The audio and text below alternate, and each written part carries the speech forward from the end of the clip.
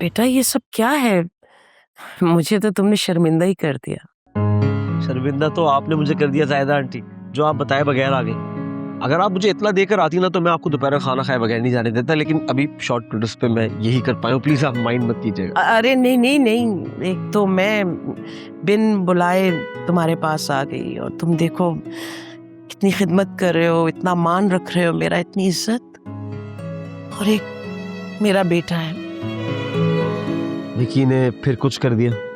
हाँ, तुम जानते हो वो क्या कर रहा है, कहाँ जा रहा है, मुझसे पूछ रहे हो तुम? जानता हूँ ज़ाहिदा आंटी, नजरें होती हैं हमारी उस पर, लेकिन बहुत ज़हीन है। कार्रवाई उतनी ही करता है जितनी उसके बड़े उसको हमसे हिफाजत दे सके। हाथ नहीं आता हमारे। बेटा अब जो वो करने लग गया है ना, मेरा दिल कह रहा है कि मैं तुमसे कहूँ कि उसको हवालात में बंद कर दो, और उस वक्त तक बंद रखो जब तक उसका दिमाग ठीक ना हो जाए। घर पर तंग कर रहा है आपको?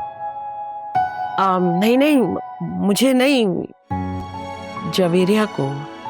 वो पता नहीं तुम जानते हो या नहीं, सफिया है ना, हमारे मोहल्ले में रहती है, उनकी बेटी है। मैं जानता हूँ, बहुत अच्छे से जानता हूँ। वैसे इस लड़की को दाद देनी पड़ेगी, कमाल की लड़की है। हमारे थाने में हर थोड़े दिनों के बाद उसका जिक्र होता है, बोलबाला बना रहता है। बेटा विकी सिर्फ उसे पसंद नहीं करने लगा, उसे पीछे भी पड़ गया है, उसे हासिल करना चाहता है, दीवाना हो गया है वो उसका। तो उसमें क्या अर्ज है आंटी? इश्क तो अच्छी चीज, इंसान से हो जाए तो खुदा तक ले जाता है, और खुदा से हो जाए तो इंसानों के पास ले आता है। ये क्या बात कही है तुमने?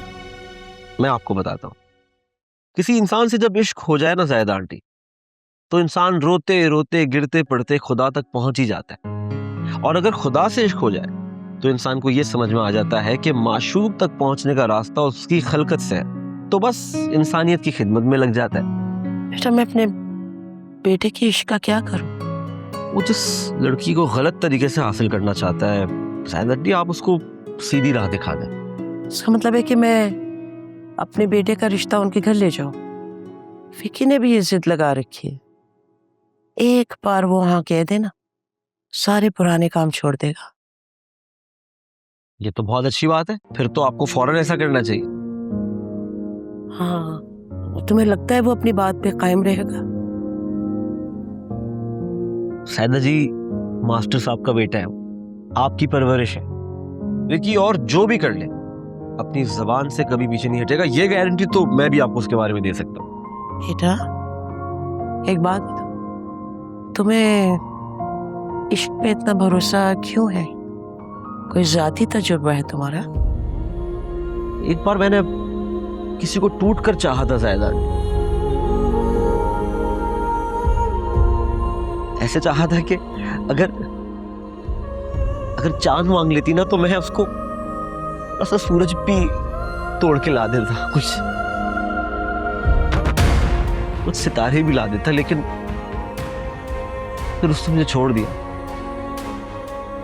और ऐसा छोड़ा, ऐसा दिल तोड़ा, मेरी रूह को झंझोड़ा कि मैंने वादा किया ज़ाहिदा कि मैं आइंदा कभी प्यार नहीं करूंगा, किसी इंसान को नहीं चाहूंगा, क्योंकि इंसान छोड़ जाते हैं ज़ाहिदा आंटी, छोड़ जाते हैं।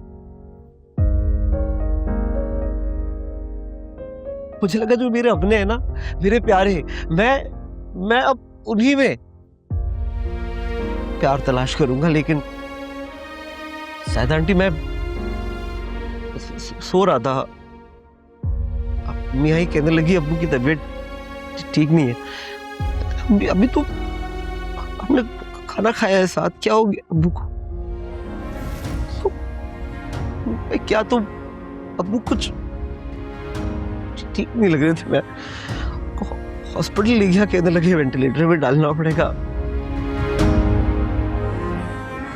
चले गए अब्बू, वेंटिलेटर पे डाल रहे थे, मुझे कह रहे थे मैं ठीक हो जाऊंगा, मैं कहा, लेकिन नहीं ठीक हुए वो। उस दिन मुझे पता चला कि कभी कभी तो लोग अपनी मर्जी के बगैर भी छोड़कर चले जाते हैं। मौत भी तो एक हकीकत है ना शायद आंटी। तो